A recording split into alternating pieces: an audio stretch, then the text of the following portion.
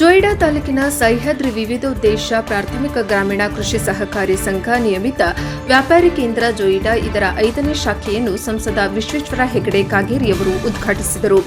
ಈ ಸಂದರ್ಭದಲ್ಲಿ ಮಾತನಾಡಿದ ಅವರು, ಕಳೆದ ವರ್ಷ 85 ಕೋಟಿ ರೂಪಾಯಿ ಬೆಳೆ ವಿಮೆ ಕೇಂದ್ರ ಸರ್ಕಾರದಿಂದ ನೀಡಲಾಗಿದೆ.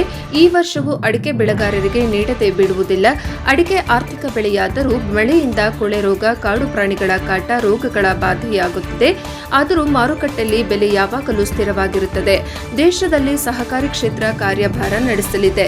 ಸಹಕಾರಿ ಕ್ಷೇತ್ರ ಮನೆಯ ಭಾಗವಾಗಿದೆ. ಕೇಂದ್ರ ಸರ್ಕಾರ ಇದಕ್ಕೆ ಪ್ರಾತಿನಿಧ್ಯ ನೀಡಿದೆ. ಇದಕ್ಕಾಗಿ ಪ್ರತ್ಯೇಕ ಖಾತೆ ತೆಗೆದು ಮಂತ್ರಿಯನ್ನ ನೇಮಕ ಮಾಡಿದೆ.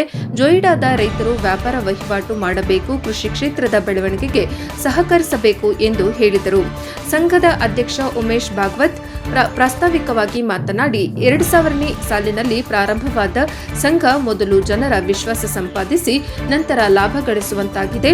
ಎಲ್ಲ ಸಹಕಾರಿ ಸಂಘದ ಸಹಕಾರ, ಅಡಿಕೆಗೆ ಸರಿಯಾದ ಮಾರುಕಟ್ಟೆ, ಸಣ್ಣ ರೈತರಿಗೆ ತೊಂದರೆ ಇಲ್ಲ, ಸಾವಯವ ಗೊಬ್ಬರ ಪೂರೈಕೆ, ಸೂಪರ್ ಮಾರ್ಕೆಟ್ ಮಾಡುವ ಆಲೋಚನೆ ಇಲ್ಲ, ಜನರಿಗೆ ನ್ಯಾಯಯುತ ಬೆಲೆ ನೀಡುವುದು ಉದ್ದೇಶ ಎಂದರು. ಕೆಡಿಸಿಸಿ ಬ್ಯಾಂಕ್ ಉಪಾಧ್ಯಕ್ಷ ಕೃಷ್ಣ ದೇಸಾಯಿ ಕೌಂಟರ್ ಉದ್ಘಾಟಿಸಿದರು.